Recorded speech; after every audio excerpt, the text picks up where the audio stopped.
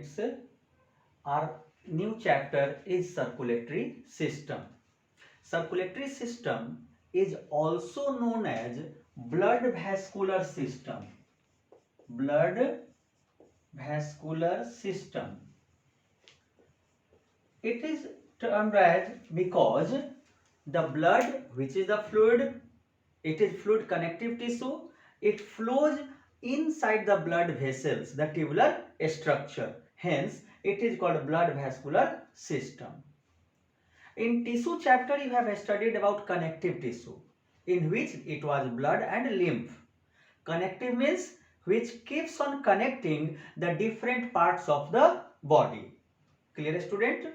Now, what is the need of circulatory system? As we know that we are complex organism. In different parts of the body, different types of metabolic activities are taking place. Now, the products of different chemical compositions, chemical reactions are required to be carried from one part of the body to another part, as well as the raw materials for them are also required to be carried. Now, in our body, we, for the control and coordination also, like hormones are required to be carried from one part of the body to another part. Means this circulatory system that is in circulation, it mainly helps in transport of material from one part of the body to the another part. Like you see, suppose in digestive system, the food is digested in the intestine, which is carried to the liver, to the cells in different parts of the body where they are utilized from life process. Now, the metabolic wastes are required to be carried from different organs to the kidney for excretion. Similarly, from the lungs, and that is in between the lungs and tissues, the respiratory gases, that is oxygen and carbon dioxide, is carried. As well as you see that from the endocrine glands, which are situated in different parts of the body, like pituitary gland is situated in the brain, here is the thyroid gland, above kidney there is adrenal gland, and so on. There are many endocrine glands and their products are called hormones, which have to work at the target organs away from their source. Therefore, we see, a student, that the circulatory system or blood vascular system is meant mainly for the transport of materials to maintain the normal concentration, normal condition, normal state of the body. That is, it helps in maintaining the homeostasis. Homeo means same, stasis matlab state, that is the state. Clear, student? So, we are here studying the circulatory system. Now, in our body, there are two types of fluids. Types of fluid. There are two categories. One that is called non-circulating. Non-circulating fluid. As the name suggests, it is not circulating from different parts of the body, through different parts of the body. It remains static. So, non-circulating fluid. The most important type of non-circulating fluid is the synovial fluid. Synovial fluid. That is, it remains present in the synovial cavity in between the two long bones, where it provides lubrication for the movement of the bone. Similarly, now we see aqueous humor. Aqueous humor. Now, this is the fluid present in the anterior chamber of the eyeball, that is in between eyelids and the cornea. There is a front chamber called aqueous chamber in which this fluid is present. It keeps the eyelids moist, helps in refraction, and also prevent the eyelids from mechanical injury. Now, there is vitreous humor, and so on. Vitreous humor is present in the posterior chamber of the eyeball, that is between eyelids and the retina, that is called vitreous chamber. Although this is the dense fluid, dense jelly-like material. So these are the non-circulating fluid. Now the second part is circulating fluid.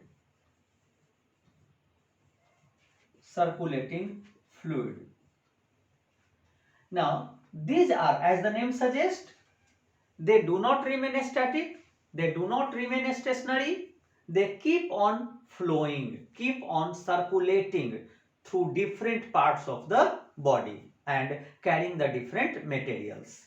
Now, circulating fluid is blood and lymph.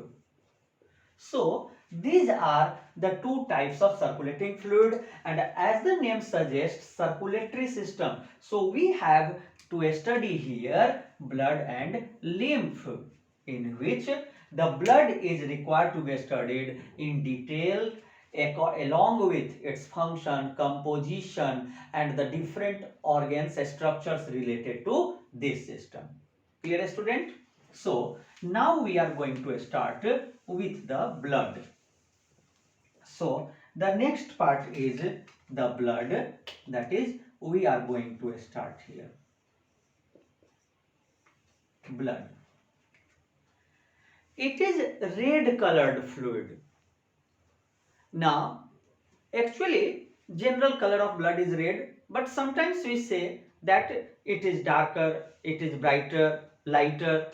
So there is slight difference in its darkness when it is taken from the artery, where there is the oxygenated blood carried by it, oxygenated blood is carried by it, then it will be brighter in color, brighter red.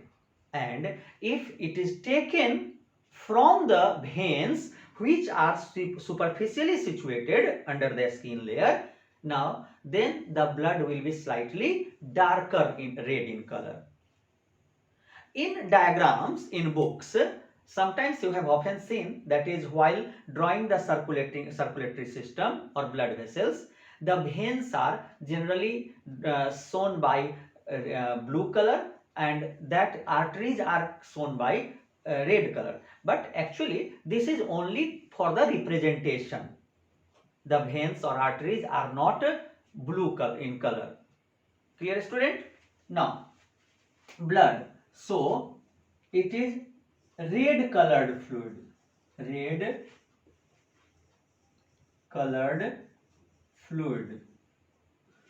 flowing in blood vessels, that is artery, vein, capillary, and the heart,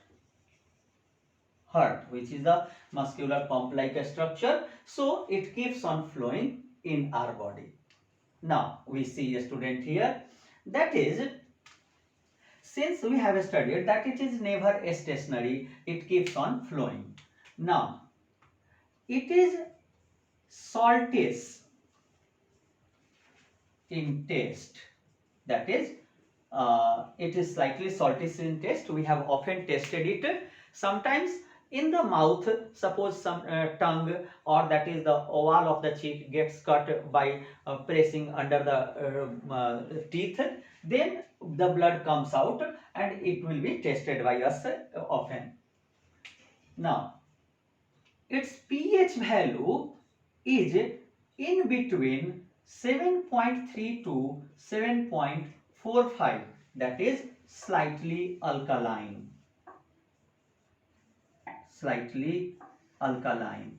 Now the volume of blood volume of blood in adult human being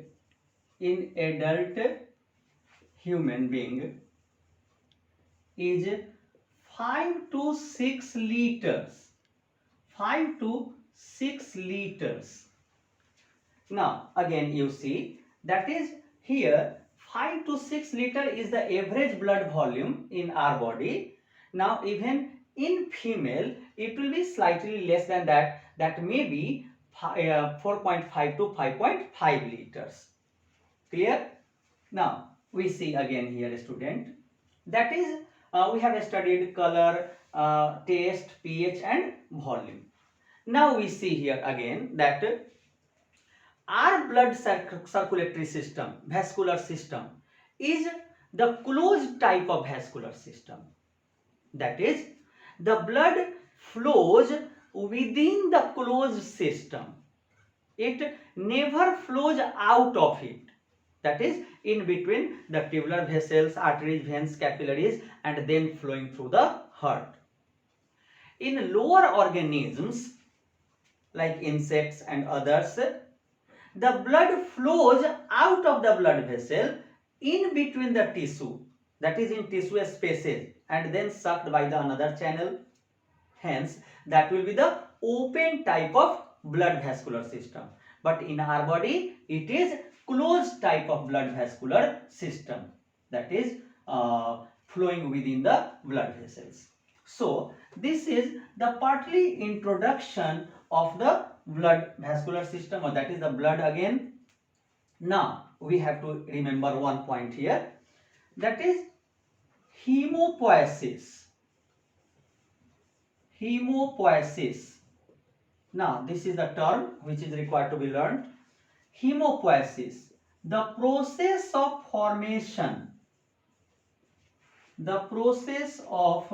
formation of blood will be known as hemopoiesis. This is a collective term in which there will be the formation of RBC, WBC, platelets and all other components together making the blood.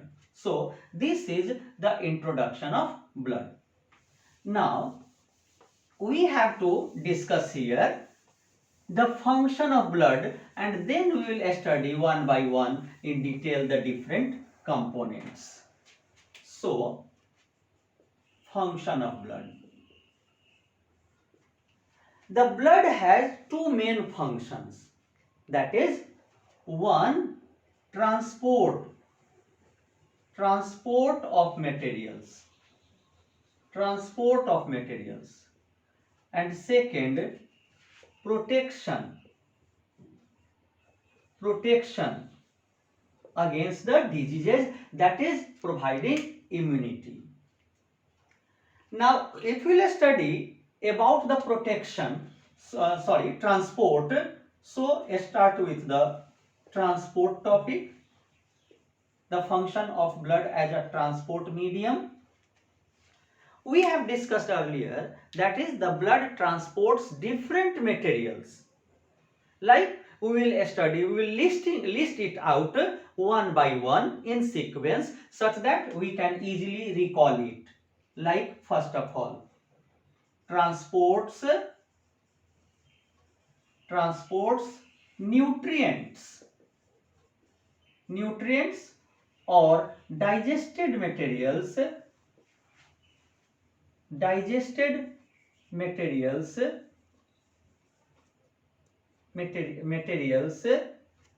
from intestine to liver or to the cells for different purpose. Now you see student, that is in our body different components are required by the cells to perform their life activities. Like different complex materials are obtained, different complex materials are required, like it may be protein, fat, carbohydrates, vitamins, minerals and so on. So all of them are carried by the blood. Now, second, from the tissues or from different parts of the body, the metabolic wastes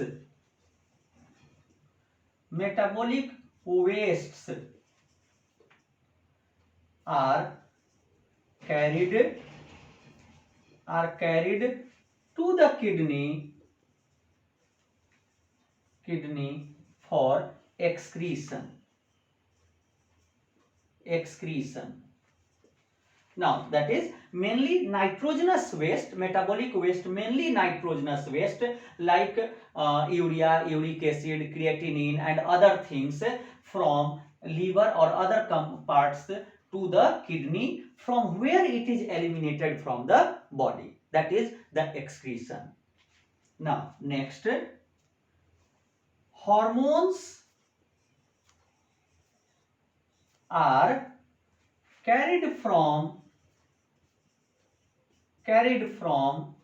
endocrine glands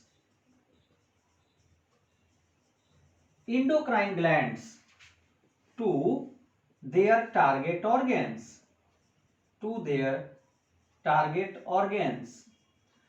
Now we study that hormones work at the place away from the source, that is which are present in the other parts of the body, like the hormones from pituitary gland situated in the brain has to function in different parts of the body, like it affects thyroid, adrenal gland, gonads and so on. So it is carried by the blood.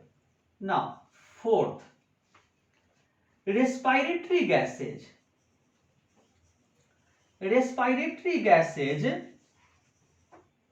That is oxygen and carbon dioxide.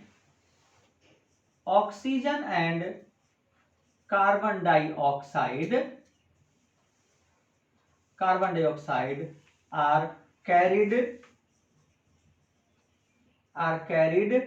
between lungs and tissues. Now we see, students, that is when we inhale air that is rich in oxygen, RBC, that is the hemoglobin in the RBC, traps oxygen, carries it to the tissues, where it will supply oxygen to the cells and take in carbon dioxide. The blood will take in carbon dioxide and return it back to the lungs, from where it will be exhaled out, that is expired out. So it also helps in transport of respiratory gases.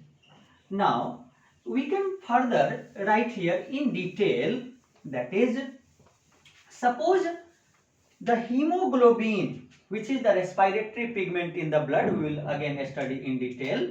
That is hemoglobin, written in short, when combines with oxygen. Hemoglobin is the respiratory pigment, so it combines with oxygen in the lungs and carried at oxyhemoglobin. Now it is carried as oxyhemoglobin up to the tissues, and when it reaches to the tissue fluid, it releases oxygen, means it decomposes to release oxygen, which will be trapped by the tissues. So this reverse reaction takes place near the tissues. Now suppose hemoglobin, suppose this can be taken as here, hemoglobin again reacts with carbon dioxide near the tissues. It forms, that is near the tissues, it forms carbaminohemoglobin.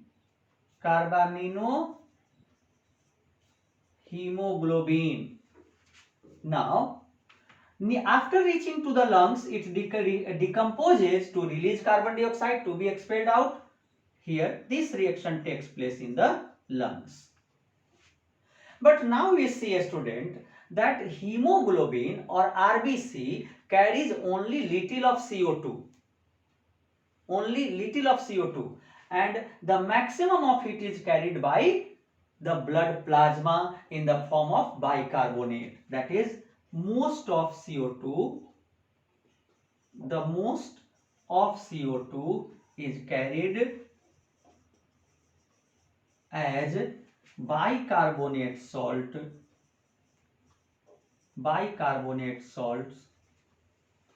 in blood plasma.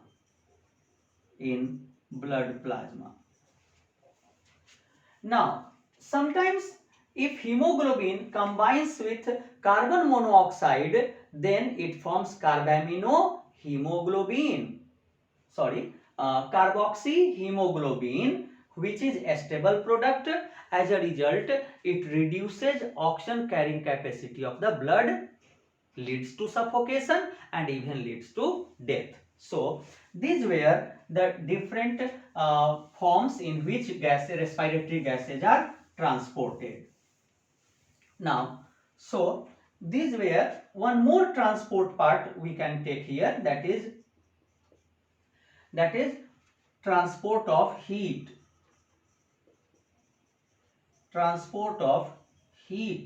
and maintaining body temperature, maintaining uniform body temperature,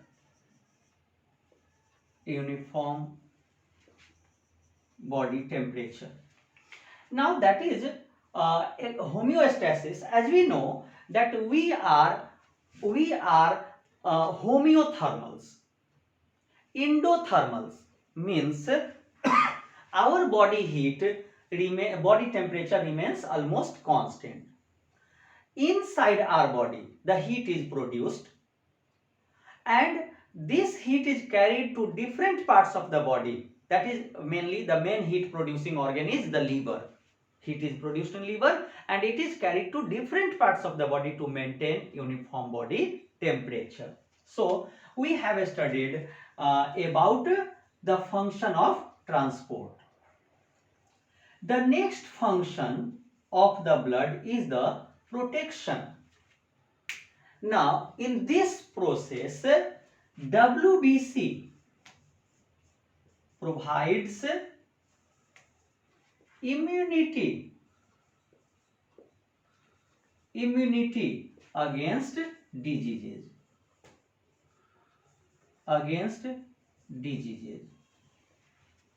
So in this function, WBC helps us in many ways, like it engulfs the germs, that is phagocytosis, as well as it produces antibody to fight against the germs. So this takes place, that is WBC engulf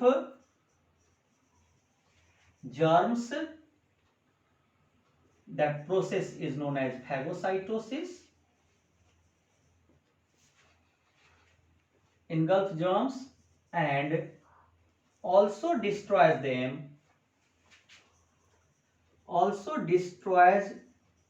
them,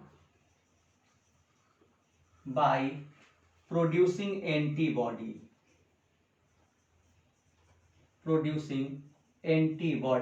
against them. So the main protection of the body is provided by WBC. One more thing can be written here, that is blood gets clotted at the site of injury, that is again by clotting. At the site of injury,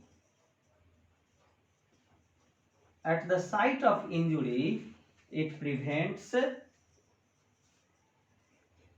excessive loss of blood or tissue fluid from the body, and also prevents